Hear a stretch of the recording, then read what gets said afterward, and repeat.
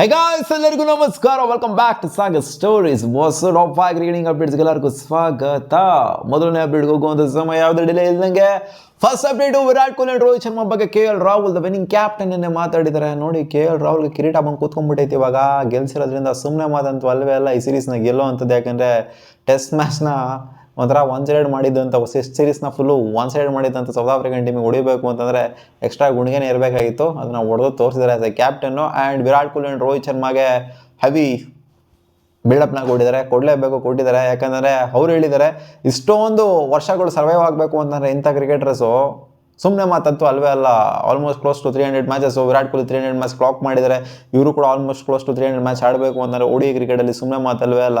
ಇವರು ಒಬ್ಬರು ಪ್ಲೇಯರನ್ನು ಕಚ್ಕೊಂಡ್ರು ಅಂತಂದರೆ ಒಂದೆಂಡಲ್ಲಿ ನಿಂತ್ಕೊಂಡಿದ್ದಾರೆ ಅಂತಂದರೆ ಪಕ್ಕದಲ್ಲಿರುವಂಥ ಪ್ಲೇಯರ್ಗೂ ಕೂಡ ನಾನ್ ಸ್ಟ್ರೈಕರ್ ಎಂಡೋ ಅಥವಾ ಬೇರೆ ಎಂಡಲ್ಲಿರುವಂಥವ್ರಿಗೂ ಕೂಡ ಖಂಡಿತ ಮೋಟಿವೇಟ್ ಅಂತ ಮಾಡ್ತಾರೆ, ಇನ್ಸ್ಪೈರ್ ಮಾಡ್ತಾರೆ. ಸೊ ಇಂಥ ಪ್ಲೇಯರ್ಸು ಅಗತ್ಯತೆ ಇರಬೇಕು. ಇವ್ರನ್ನ ಆದಷ್ಟು ಎಷ್ಟು ವರ್ಷ ಆಗುತ್ತೋ ಅಷ್ಟು ವರ್ಷನೂ ಕೂಡ ಇರಬೇಕು ಅಂತ KL ರಾಹುಲ್ ಹೇಳ್ತಾರೆ. ಅಪ್ಡೇಟ್ ನಂಬರ್ 2, ಆಶಸ್ ಅಲ್ಲಿ ಎರಡನೇ ಮ್ಯಾಚು ಕೂಡ ಡಾಮಿನೇಟ್ ಮಾಡಿದ್ದಾರೆ ಆಸ್ಟ್ರೇಲಿಯಾ. ಏನು ಆಸ್ಟ್ರೇಲಿಯನ್ ಟೀಮು ಆಸ್ಟ್ರೇಲಿಯಾದಲ್ಲಿ ಡಾಮಿನೇಟ್ ಮಾಡೋ ಎಕ್ಸ್ಪೆಕ್ಟೇಷನ್ ಇತ್ತು ಆ್ಯಂಡ್ ಮಾಡಿದ್ದಾರೆ. ಇಲ್ಲಿ ಇಂಗ್ಲೆಂಡ್ ಡಾಮಿನೇಟ್ ಮಾಡಿತ್ತು ಅಂದರೆ ಆಶ್ಚರ್ಯ ಪಡಬೇಕಾಗಿತ್ತು. 2 ಮ್ಯಾಚಲ್ಲಿ ಇಂಗ್ಲೆಂಡ್ ಗೆದ್ದಿತ್ತು ಅಂದರೆ ಆಶ್ಚರ್ಯ ಪಡಬೇಕಾಗಿತ್ತು. ಅಥವಾ ಇಂಗ್ಲೆಂಡ್ 1 ಮ್ಯಾಚ್ ಗೆದ್ದಿತ್ತು ಅಂದ್ರೂ ಕೂಡ ಆಶ್ಚರ್ಯ ಪಡಬೇಕಾಗಿತ್ತು. ಆಸ್ಟ್ರೇಲಿಯಾ ಡಾಮಿನೇಟ್ ಮಾಡೋದು ಆಸ್ಟ್ರೇಲಿಯಾ ನೆಲದಲ್ಲಿ ಏನಿದೇನು ನಾವು ಆಶ್ಚರ್ಯ ಪಡೋದೇನಿಲ್ಲ. ಅದರಲ್ಲಿ 2 ಮ್ಯಾಚನ್ನು ಕೂಡ ಮಿಚೆಲ್ ಸ್ಟಾರ್ಕ್ ಅವರು ಪ್ಲೇಯರ್ ಆಫ್ ದ ಮ್ಯಾಚ್ ಆಗಿದ್ದಾರೆ. ಅವರ ಬೌಲಿಂಗ್ಗೆ ಸ್ಟಂಡ್ ಆಗಿ ಹೋಗ್ಬಿಟ್ಟಿದ್ದಾರೆ ಇಂಗ್ಲೆಂಡ್ ಕ್ರಿಕೆಟ್ ಟೀಮು 2 ಮ್ಯಾಚಲ್ಲೂ ಕೂಡ. ಫಸ್ಟ್ ಮ್ಯಾಚನ್ನು ಓಕೆ, ಸೆಕೆಂಡ್ ಮ್ಯಾಚನ್ನು ಕೂಡ ಅದೇ ಥರ ಒಂದು ಕಾಂಟ್ರಿಬ್ಯೂಷನ್ ಕೊಟ್ಟಿರೋದ್ರಿಂದ ಪ್ಲೇಯರ್ ಆಫ್ ದ ಮ್ಯಾಚು. ಇದ್ರ ಬಗ್ಗೆ ಮಾತಾಡೋದಕ್ಕಿಂತ ಆಶಸ್ ಬಗ್ಗೆ ಮಾತಾಡೋದಕ್ಕಿಂತ ನೆನೆ ಬಗ್ಗೆ ಮಾತಾಡಬೇಕಾಗಿತ್ತು, ಬಟ್ ಮಾತಾಡೋಕ್ಕಾಗಿರಲಿಲ್ಲ ಮ್ಯಾಚ್ ಇದ್ರಿಂದ. ವೆಸ್ಟ್ ಇಂಡೀಸ್ ಅವರು ನ್ಯೂಜಿಲ್ಯಾಂಡ್ ಮೇಲೆ ಡ್ರಾ ಮಾಡ್ಕೊತಾರೆ ಮ್ಯಾಚ್ನ. ಅದು ಸೆಕೆಂಡ್ ಇನ್ನಿಂಗ್ಸಲ್ಲಿ ಸಾಲಿಡ್ ಬ್ಯಾಟಿಂಗ್ನ ಆಡಿದಂಥ ವೆಸ್ಟ್ ಇಂಡಿಯನ್ ಟೀಮು. ಫಸ್ಟ್ ಇನ್ನಿಂಗ್ಸಲ್ಲಿ ನ್ಯೂಜಿಲ್ಯಾಂಡ್ ಅವ್ರು ಫಸ್ಟ್ ಬ್ಯಾಟಿಂಗ್ ಆಗ್ಬಿಟ್ಟು ಹೊಡೆದಿದ್ದು ಜಸ್ಟ್ 231 ರನ್ನು. ವೆಸ್ಟ್ ಇಂಡೀಸ್ ಅವ್ರು 167 ರನ್ಗೆ ಆಲ್ ಔಟ್ ಆಗ್ತಾರೆ. ಮತ್ತೆ ನ್ಯೂಜಿಲ್ಯಾಂಡ್ ಅವ್ರು ಬಂದ್ಬಿಟ್ಟು 466 ರನ್ ಹೊಡಿತಾರೆ. ಇದನ್ನ ಬೆನ್ನೆತ್ತದಂಥವ್ರು 457 ರನ್ ಹೊಡಿತಾರೆ. ಸೆಕೆಂಡ್ ಇನ್ನಿಂಗ್ಸಲ್ಲಿ ಆಲ್ಮೋಸ್ಟ್ ಕ್ಲೋಸ್ ಟು ನ್ಯೂಜಿಲ್ಯಾಂಡ್ ಅವರು ಅಷ್ಟು ಹೊಡೆದ್ಬಿಟ್ಟು ಡ್ರಾ ಮಾಡ್ಕೊತಾರೆ.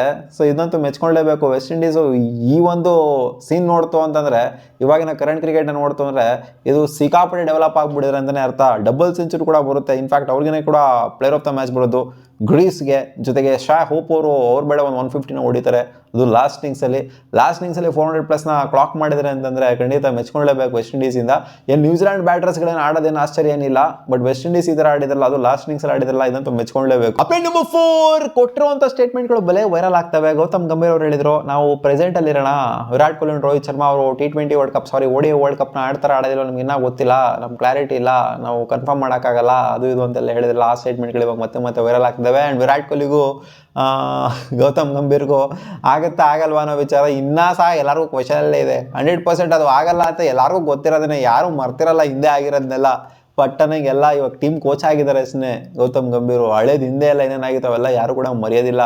ಅಲ್ಲಿ ಗೌತಮ್ ಗಂಭೀರು ಮರ್ತಿರಲ್ಲ, ವಿರಾಟ್ ಕೊಹ್ಲಿ ಕೂಡ ಮರ್ತಿರಲ್ಲ. ಅದು ಹ್ಯಾಂಡ್ ಶೇಕ್ ಮಾಡುವಂಥ ಟೈಮಲ್ಲಿ ಪ್ರತಿಯೊಂದು ಟೈಮನ್ನು ಕೂಡ ನಾವು ಗಮನಿಸ್ತಿರೋ ಹಾಗೇನೆ ವಿರಾಟ್ ಕೊಹ್ಲಿ ಮತ್ತು ಗೌತಮ್ ಗಂಭೀರ್ ಅವರು ಅಷ್ಟರ ಮಟ್ಟಿಗೆ ಇರೋದಿಲ್ಲ. ಎಲ್ಲರಿಗೂ ಹಗ್ ಮಾಡ್ತಾರೆ ವಿರಾಟ್ ಕೊಹ್ಲಿ, ಇವ್ರಿಗೆ ಸುಮ್ಮನೆ ಒಂಥರ ಕಾಟಾಚಾರಕ್ಕೆ ಹಗ್ ಮಾಡ್ದಂಗೆ ಇರುತ್ತೆ. ಸೊ ಅದು ನೋಡಿದಿರ ಅಂತ ಅಂದ್ಕೊಂಡಿದ್ದೀನಿ. ಸೋಷಿಯಲ್ ಮೀಡಿಯಾದಲ್ಲೂ ಕೂಡ ವೈರಲ್ ಆಗ್ತಿದೆ ಲಾಸ್ಟ್ ಮ್ಯಾಚ್ ಆದ ನಂತರ. ಜೊತೆಗೆ ಅವರು 50 ಹೊಡೆದಂಥ ಟೈಮಲ್ಲಿ ಅಂದರೆ ಎಲ್ಲ ರೀತಿಯಲ್ಲೂ ಕೂಡ ಗೌತಮ್ ಗಂಭೀರ್ ಕೂಡ ಏನು ಅಂಥ ಮಟ್ಟಿಗೆ ಸೆಲೆಬ್ರೇಷನ್ ಕೂಡ ಮಾಡೋದಿಲ್ಲ ವಿರಾಟ್ ಕೊಹ್ಲಿ ಹೊಡೆದ್ರು ಅನ್ನೋ ಟೈಮಲ್ಲಿ.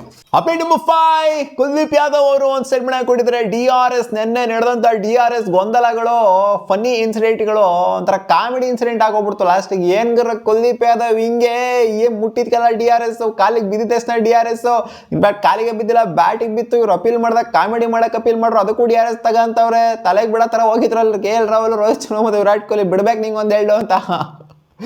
In DRS, I am very bad. Rohit bhai keeps pulling me. KL is very good behind stumps and you need those people behind the stumps to guide you ಅಂತ. ಇವ್ರಿಗೆ ಏನು ಐಡಿಯಾ ಇರಲ್ಲ ಅಂತಲ್ಲ, ಏನಾರು ಅಚಾನಕ್ ಆಗ್ಬಿಟ್ಟು ಬಿದ್ದುಬಿಟ್ಟಿದ್ರೆ ವಿಕೆಟು, ರಿಸ್ಕ್ ತಗೋಣ, review ಇದೆಯಲ್ಲ, risk ತಗೋಣ, ವಿಕೆಟ್ ಬರುತ್ತಲ್ಲ ನನಗೆ ಅನ್ನೋ ಗ್ರೀಡಿನೆಸ್ ಅಷ್ಟೇ. ಬೌಲರ್ಸ್ಗೆ ಯಾಕೆ ಗೊತ್ತಿಲ್ಲ, ಬೌಲರ್ಸ್ಗೂ ಕೂಡ ಒಂದು ರೇಂಜಿಗೆ ಐಡಿಯಾ ಇರುತ್ತೆ. ಕುಲ್ದೀಪ್ ಯಾದವ್ ಕೂಡ ಐಡಿಯಾ ಇರುತ್ತೆ. ಪಕ್ಕಾ ಕಾನ್ಫಿಡೆಂಟ್ ಆಗಿ ಬರ್ತಾರೆ. ಇಲ್ಲ ಅಂದರೆ ಬಾಗ್ರು ಸುಮ್ಮನೆ ತಗೋಣ ಅನ್ನೋ ಥರ ಇರ್ತದೆ ಕುಲ್ದೀಪ್ ಯಾದವ್. ಒಟ್ಟಲ್ಲಿ ರಿವ್ಯೂ ಅಂತ ಬಂದಾಗ ಕಾಲಿಗೆ ಬೀಳಂಗಿಲ್ಲ. ರಿವ್ಯೂ ಅಂತೂ ಯಾವಾಗಲೂ ಬೇಕು ಕುಲ್ದೀಪ್ ಯಾದವ್ಗೆ. ಮತ್ತೆ ಸಿಗೋಣ ಮುಂದಿನ ವಿಡಿಯೋದಲ್ಲಿ ಗಾಯ್ಸ್. ಬಾ.